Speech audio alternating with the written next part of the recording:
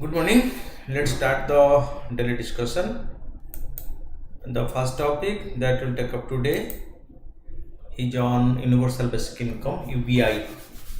This is much in discussion since the Modi government came to power.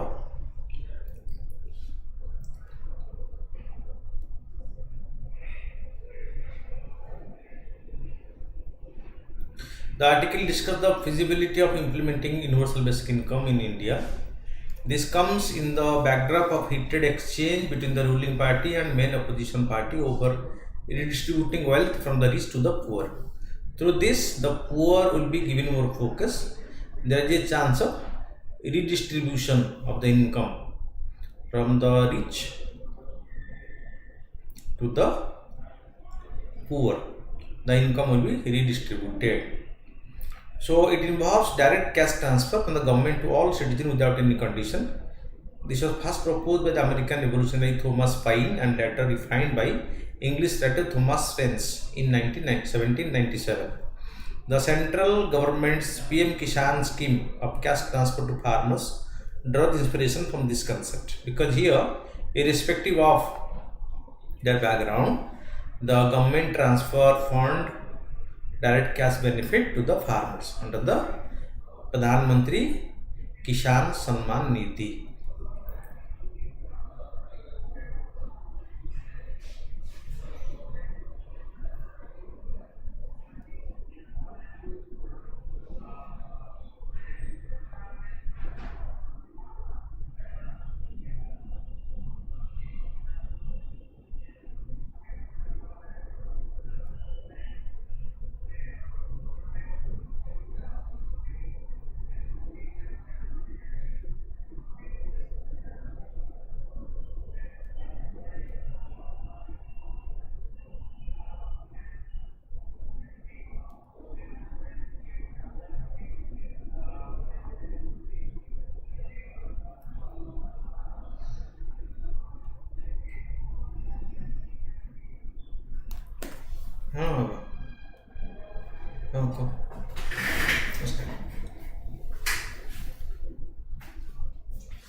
ଆସନ୍ତାକାଲି class କରୁନୁ ତେବେ ଗୋଟେ ନୂଆ ବ୍ୟାଚ୍ ଏବେ ଆରମ୍ଭ ହେଇଛି ଗୁରୁବାରରୁ ପଳେଇ ଆସେ ସୋମବାରରୁ କ୍ଲାସ୍ କରୁ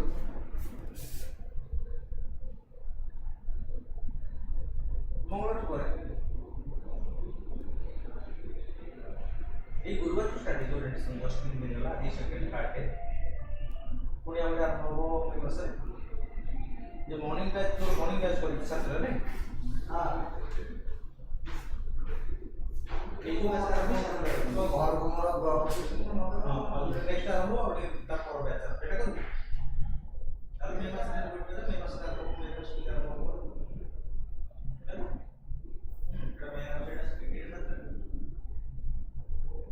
Sure, sir. Let us program.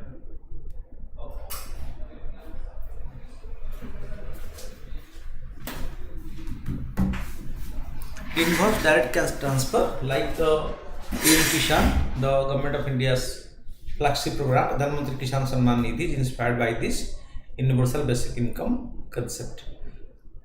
The potential benefit of universal basic income, it can address issues like farm distress, stagnant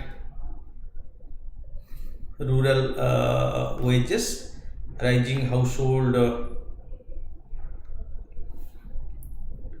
debts, weak consumer demand among the poor. It can address issues like farm distress, stagnant rural wages, rising household debt, and weak consumer demand among the poor.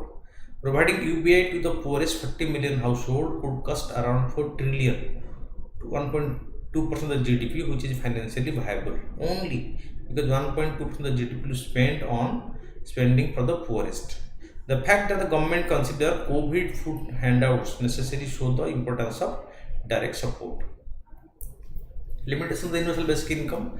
UBI alone will not be able to end poverty if there is a lack of access to essentials like law and order.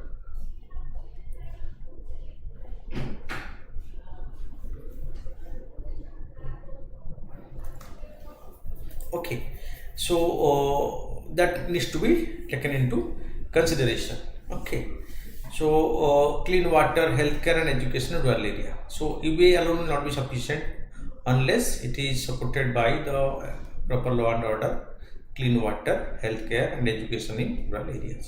Way forward, enabling ordinary people to engage in politics and fostering a sense of citizenship with right and dignity is crucial. This generates a demand for better education, healthcare and skill development, which increases income and help lift people out of poverty. For land reforms in certain parts of India decades ago demonstrate this effect. There should be focus on empowering individuals by drawing inspiration from Indian freedom movements. UBI has been tested in various places globally, but it has not been a complete success anywhere. In India, giving regular cash payment could provide immediate help to poor. However, to truly overcome poverty, it is important to remove the barriers that restrict individuals from realizing their true potential.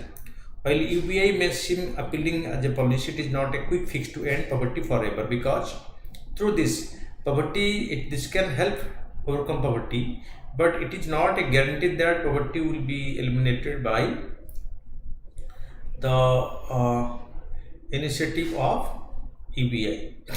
Okay. The next topic is on geography. It is the Kiru hydroelectric project. The REC, Rural Education Corporation Limited, leading national non-banking financial company under the Ministry of Power, has entered into an agreement with the Chennai Valley Power Projects Private Limited. This agreement involves REC providing financial assistance of 1,869.625 crore to the Chennai Valley Power Project Private Limited as a term loan. Loan amount will be used for development, construction and operation of the Kiru hydroelectric project. This project is a runoff water scheme. It is proposed on River Chenab in district of Kiswar of Union Territory of Jammu and Kashmir and is about 42 km from Kiswar. There is a total capacity of 624 megawatt. Objective to increase power generation capacity by using the energy potential of the Chenab River. But Chenab River, part of the Chenab River's water can be used by India as per the Indus Water Treaty. Although it has been allocated to Pakistan, okay, but India can use part of this water for its requirement. Type of the dam, concrete gravity. It includes the construction a dam with a height of 135 meters. An underground powerhouse equipped with 4 units is generating 156 megawatt of power. Okay, so this is the prospect of the option of the power project. The Chenab River. The Chenab River is a key river in both India and Pakistan. It is one of the 5 main rivers in the Punjab region. So, origin in the Lahul Valley, Himachal Pradesh. Formation: the Chandra and Bahaga streams merge. Length 504 km in India. The main tributaries: the Marusudar, the Tirot, Sola, Bhutnala, Lidhari, Kalni, Neeru, Ragi, Bichilri, etc. are the options. Catchment area is 29,050 square kilometer up to the international border, 21,808 square kilometer up to the Accra. Economic potential estimated at 3,600 megawatt and installed capacity of 11,400 megawatt. The Chennai Valley Power Project Private Limited to use the hydropower potentiality of the Chennai Valley or Chennai rivers. It is a joint venture between the Hydropower Corporation, National Hydropower Corporation and the Jammu Kashmir State Power Development Corporation. The central agency called the NHPC holds 51% share and the Jammu Kashmir State Power Development Corporation holds 14% share, created by the India and Jammu Kashmir government. The CBPPL is responsible for several hydroelectric projects, and Kiru hydro project is 624 megawatt. The Pakal Adul hydroelectric project is of 1000 megawatt. The Kawar hydroelectric project is of 550 megawatt, 540 megawatt. The Kirti 2 hydroelectric project is of 930 megawatt. These projects operate on a build, own, operate and maintain basis. Build, own, operate and maintain. They will be maintaining it. They will build it, own it, operate and maintain it. Combine these projects have a capacity of 3094 megawatt. Total, all these under this Chennai Valley Power Projects Limited, a capacity of 3,094 megawatt. Impact on the Indian economy, the agreement between the REC Limited and Chennai Valley Power Project Private Limited is likely to have a positive impact on the Indian economy in a few ways, because Jammu Kashmir is being given focus by the government right now.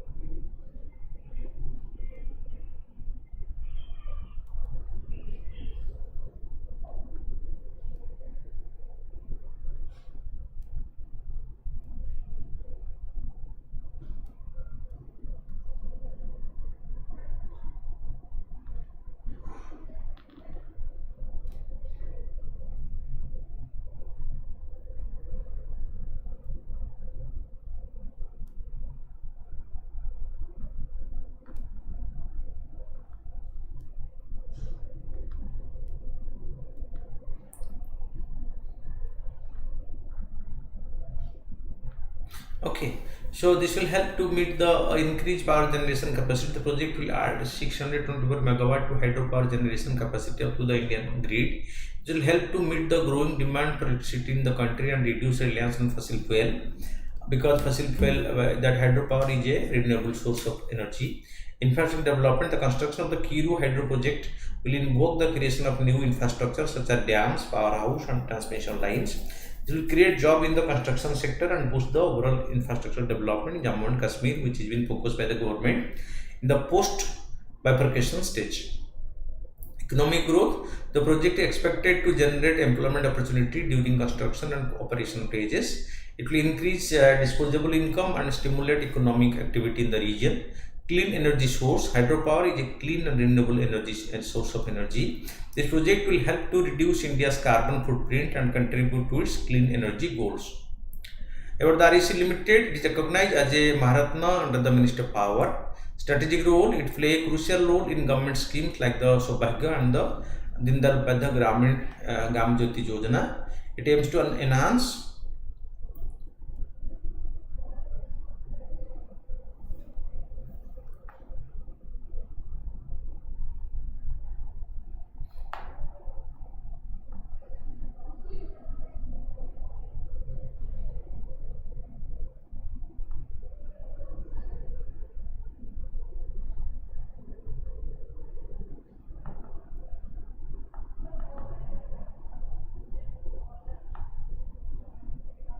Okay, so it aims to enhance electricity accessibility and distribution system across the nation. Nodal agency responsibilities, REC is tasked with managing certain schemes in various states and union territories, such as the Revamped Distribution Sector Scheme RDSS. Okay, then it is a question on polity, the question of redistribution of privately owned property. A 9-judge constitution bench of the Supreme Court is hearing the question whether material resources of the community, includes privately owned resources or not.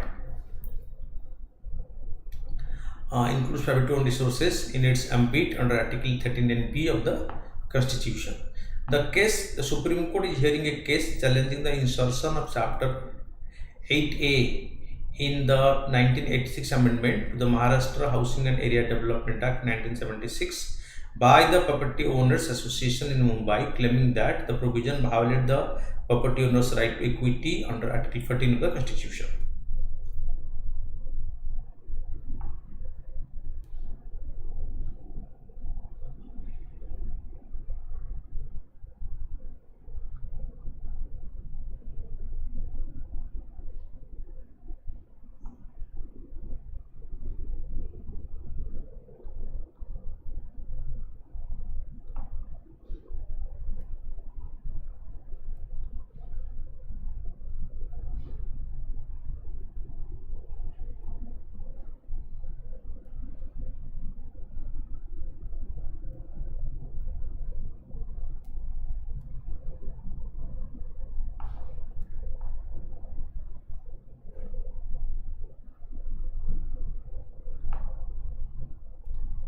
Okay, so Article 31C of the Constitution, law enacted in furtherance of DPSP, could not be challenged on the ground that they violated the right to equality under Article 14, right to freedom, Article 19.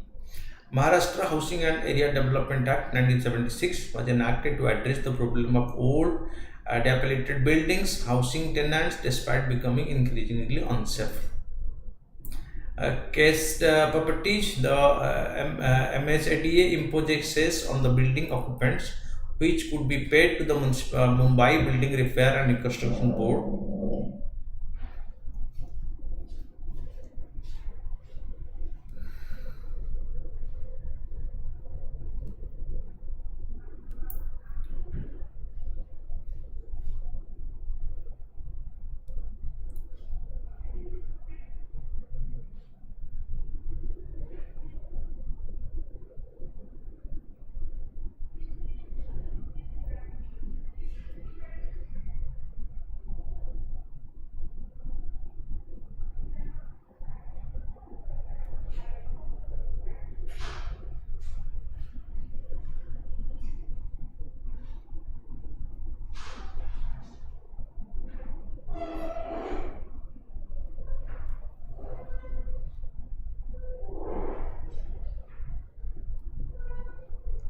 Okay, so the 1986 amendment, by invoking Article 39B, added Section 1A to this Act. It aimed to execute plan for acquiring lands and buildings in order to transfer them to needy person and the occupiers of such lands and buildings.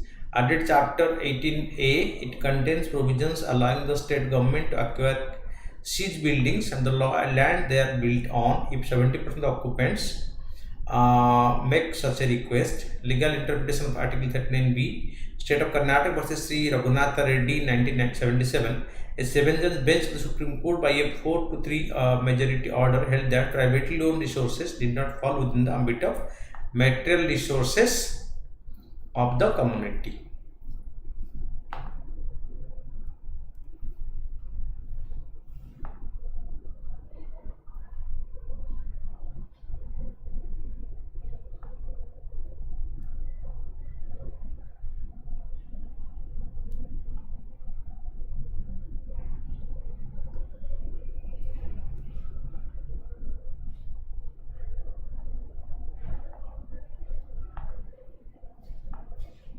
Okay, so minority opinion of Justice Krishna Iyer. He was of the opinion that privately owned resources must also be considered material resources of the community, as excluding ownership of the private resources from the previous provisions of Article 39B is to hide its very purpose of redistribution the socialist way. Sanjeev Coke Manufacturing Company versus Bharat Cooking Coal. A five-judge bench upheld central legislation nationalizing coal mines concurring with the minority opinion of Justice Iyer. It held that the provision considered the transformation of the wealth from private owned to public owned ownership, if not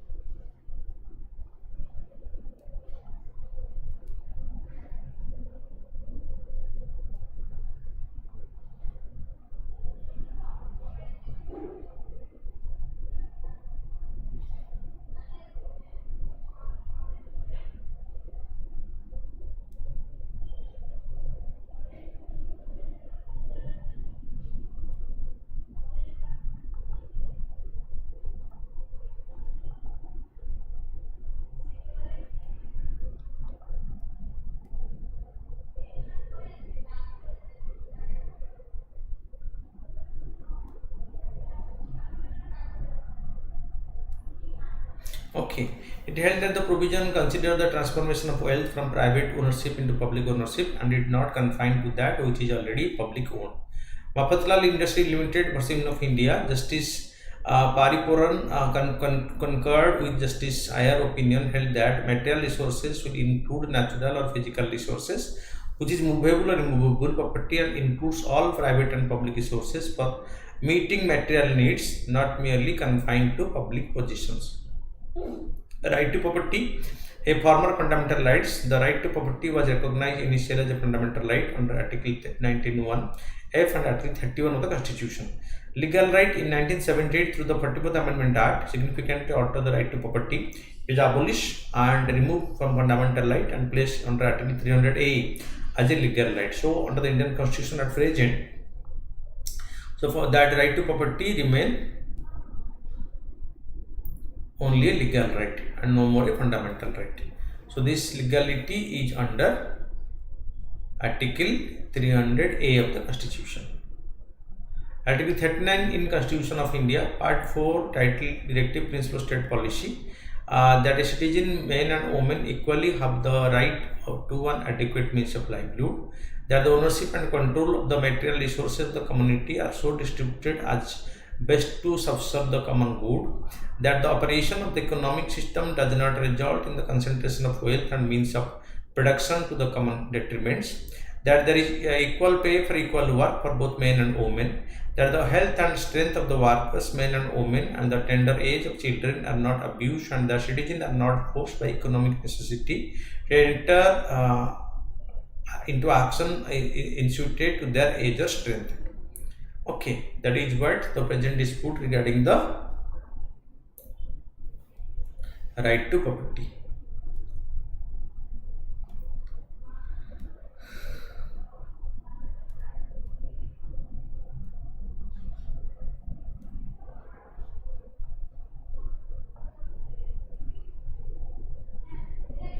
Okay, then is the Asian Future Forum. Indian External Affairs Minister delivered remark in the first Asian Future Forum. India support Asian unity and centrality, emphasizing the importance of strong and unified ASEAN in the Indo-Pacific region. About Asian Future Forum, it was proposed by Vietnam at the 43rd ASEAN Summit in 2023. It is a common platform for Asian member states as well as partner countries to share new ideas and policy recommendations. It aims to contribute to promoting and shaping ASEAN's development path. ASEAN is an association of 10 countries of East Asian. Okay, so and right now it is expanding, and India has become very close with ASEAN because India has a free trade agreement with ASEAN covering both trade in goods and services.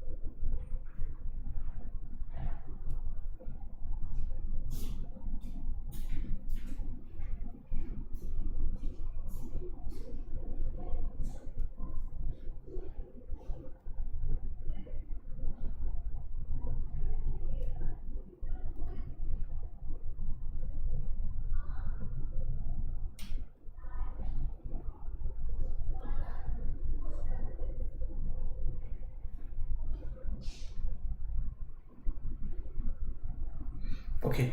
So then the next topic is the compulsory convertible debenture. The Competition Commission of India has approved the International Finance Corporation subscription to compulsory convertible debenture of the Napino Auto and Electronic Limited. Napino. The International Financial Corporations is established in 1956. Is a World Bank Group institution aimed to promote economic growth in developing countries by fostering private sector development. It finance the private sector in the countries. Compulsory convertible bond are debt instruments that are automatically and mandatorily converted to equity after a specific time period of when certain events occur. The compulsory convertible debenture are hybrid instruments that are debt when issued but are guaranteed to be converted into equity at a later date. The CCD help companies repay debt without spending cash and benefit investors by offering fixed interest and later ownership of the company shares. Then Satellite Technology Day, the UR Rao Satellite Center celebrated Satellite Technology Day 2024, marking the 50th anniversary of the successful launch of the India's first satellite, Aryabhat, on April 19, 1975. Aryabhat was India's first satellite launched in April 19, 1975 from Kopstin Air, a Soviet orchestration and development site. The satellite was built by the Indian Research Space Organization and launched by the Soviet Union as part of the Soviet Intercosmos program. So ISRO built it and Russia launched it. It was named after the 5th century Indian astronomer and mathematician Aryabhat. The satellite was instrumented to explore conditions in Earth ionosphere, measure neutrons of gamma ray from the sun, and perform investigation in X-ray astronomy. It carried out 3 experiments, one each in X-ray astronomy, solar physics, and aeronomy. Okay, so today, so this is a long transition when India is so depend upon a foreign space company to launch a satellite. From that, India has developed to a space power where India is launching satellite of many foreign countries. That is the big difference. So from depending upon some other country to launch a satellite, India started launching its own satellite. This is the great development India has taken place in the span of around 50 years.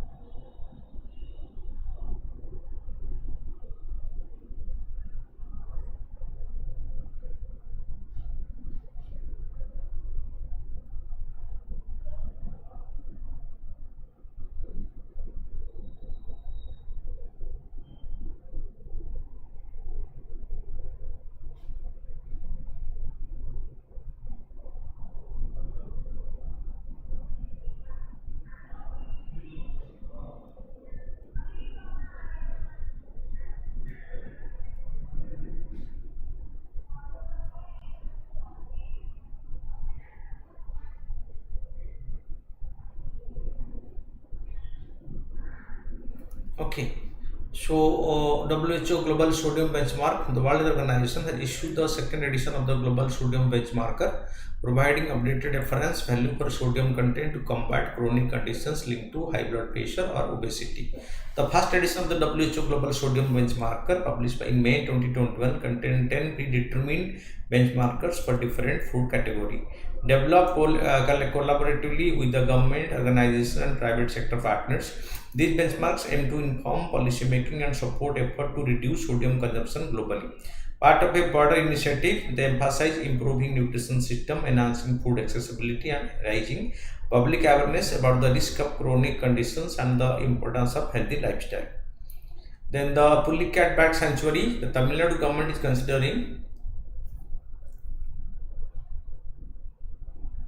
Okay, considering denotifying a significant portion of the Pulicat Bat Sanctuary, potentially excluding the Patta land in 13 revenue villages from the sanctuary area. This move follows a process under the Wildlife Protection Act of 1972, where people were invited to submit written claim for the land within a 2-month period. The denotification process involves settling claims of affected individuals before issuing a final notification under the Wildlife Protection Act. The Pulicat Lake Bird Sanctuary is a wildlife refuge in the Tirupati district of Andhra Pradesh and the Tiruvallur district in Tamil Nadu. It is a popular bird spot in South India and is known for its greater flamingo, white ibis, grey pelicans, grey herons, open-billed storks, egrodes, spotted-billed dogs, reef herons, painted storks, spoonbills, and the cormorants. Then Article 244 of the Constitution, in the tribal majority Dipu Lok Sabha constituency in Assam, candidates representing various political parties have committed to implementing Article 244A of the Constitution. This article seeks to establish an autonomous region similar to separate government within the state. So, introduction in the Constitution, Article 244A was introduced by the 22nd Amendment Act in 1969. So, it grants Parliament the authority to establish an autonomous region within Assam, potentially encompassing tribal areas such as the Kabri Anglon. In this autonomous region, there would be a separate governing body like a legislature or council of ministers or both. More power as compared to 6th Schedule of the Constitution, this agreement represents a significant advancement compared to the existing governance structure outlined in the 6th Schedule. Unlike the council established under the 6th Schedule, within which have limited authority over law, enforcement and financial matters, Article 244A provides for greater autonomy, particularly in terms of law and order, control of tribal areas, etc. Then about the Dipu is the latest densely populated among the Assam 14 Lok Sabha constituency. It is designated as a reserve constituency for scheduled tribes. It encompasses 6 legislative assembly segments across 3 tribal majority hill districts: Assam, Kabri Anglon, West Karbi Anglon, and the Dima Haso. It is governed under the 6th Schedule of the Constitution. These districts are under the jurisdiction of 2 autonomous councils, the Kabri Anglon Autonomous Council and the North Chachar Hill Autonomous Council. The electorate in this constituency comprises diverse community, including the Kabri, the 3rd largest tribe in the state, the Dimasa, Hamar, Kuki, the Rangmanaga, the Jemanaga, the Bodo, Garo, Assamese, Gorkha, and others. Then coming to the question answer writing, what is zero budget natural farming? Analyze the impact of its adoption to Indian agriculture. Zero budget natural farming, an innovative approach in agriculture, aims to reduce farmer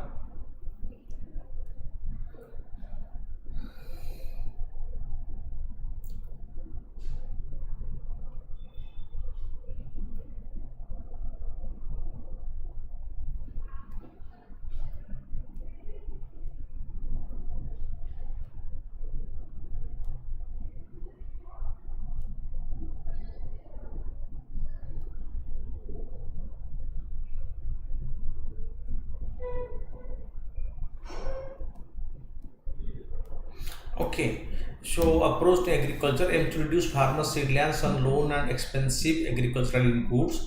Developed by the Padma Shri recipient Subhas Palekar in the mid 1990s, the zero budget natural farming draw from traditional Indian farming practices and offer an alternative to the Green Revolution's chemical intensive method.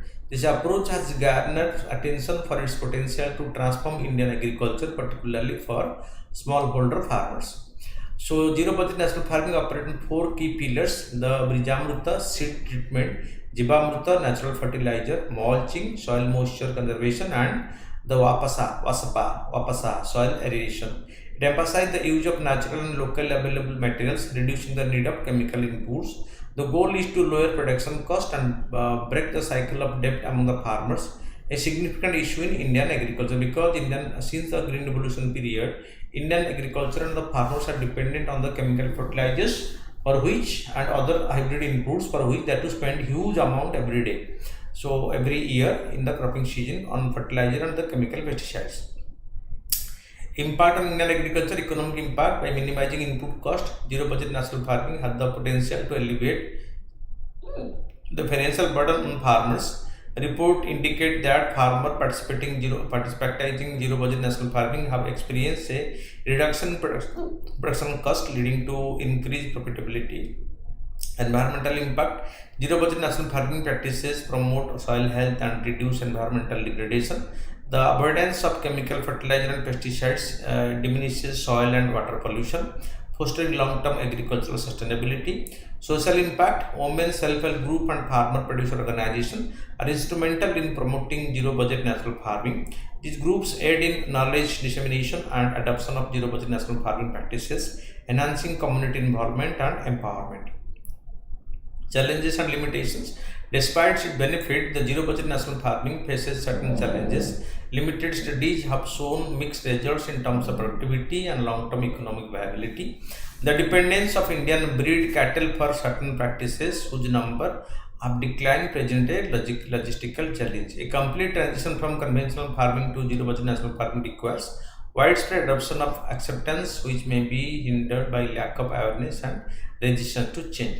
The zero budget national farming presents a promising alternative to the traditional agricultural practices. This is more advanced because knowledge is more huge, so which is far beyond the traditional knowledge.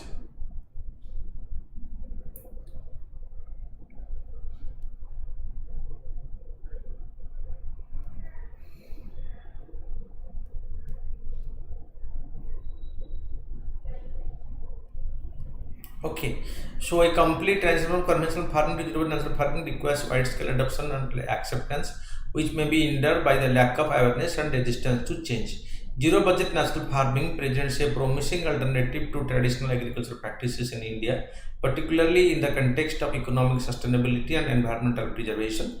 Its potential to improve the livelihood of smallholder farmers is significant. However, the success of the zero budget national farming depends on overcoming its limitation through research, government support, and community engagement. As such, the zero budget national farming should be viewed as a complementary approach rather than a complete substitute for conventional farming methods, with a focus on gradual integration and adaptability to local conditions. This balanced approach can pave the way for a more sustainable and prosperous agricultural future in India. Then come to the MCQ, which refers the Kivu hydro project. Consider the following: the project will be developed over river Satluj, that is wrong, over the Chenab river. It is a pumped storage powerhouse, not is a running water. So both are incorrect. With reference to ownership of property, consider the following statement. According to Article 39B, privately owned resources fall within the ambit of the material resources of the community. That is incorrect. The right to property can be altered through parliamentary legislation without requiring constitutional amendment under 368. That is right. So 2 is right, 1 is incorrect. The Angli festival is observed in which of the following tribal community? The Tiwa community. That Pavitra Wildlife Sanctuary is often referred to as Bharatpur of the East is due to its extensive bird species diversity. Okay, because this is birds wildlife sanctuary. Which of the following process is primarily responsible for lowering the wet bulb temperature? It is the evaporation. It is the main responsible factor.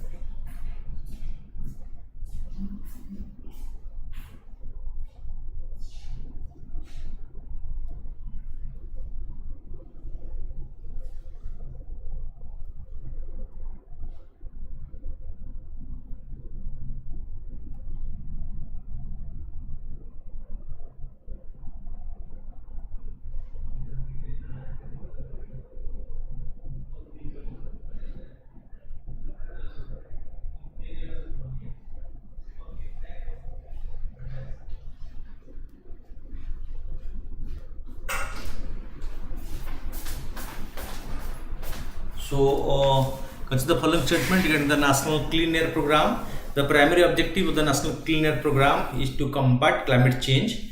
The National Clean Air Program also focuses on reducing ambient air concentration of PM 2.5 and PM 10 particulate matter. The Central Pollution Control Board implement the NCAP strategy across India. The PRAN is the name of the national portal launched for the NCAP. So here 3 are correct. So last one is incorrect. Consider the following statement. Article 329B of the Constitution and the Representation of People Act state that no election shall be called into question except through the election petition before the concerned High Court. Right? As per the Representation of People Act 1951, an elector above 25 years of age can contest Lok Sabha election from any constituency in India. So, as per the election rules, a party cannot file a substitute candidate if the original nominee paper are rejected. So here 1 and 2 are correct. For the following pair, water body specification: Red Sea connects the Mediterranean Sea and the Indian Ocean through the Suez Canal. Strait of Hormuz connect the Atlantic Ocean through West African country. Gulf of Guinea connect the Persian Gulf country to the Indian Ocean. Only one is correct. Consider the following statement. The Swachh Bharat mission was launched within the aim of making India open defecation free and ensuring proper sanitation and waste management. The Environment Performance Index used cultural diversity, human rights and political stability to rank countries. Here only one is correct. Exercise Just Click is a joint military exercise in India and Uzbekistan.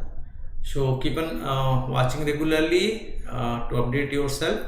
Thank you for watching.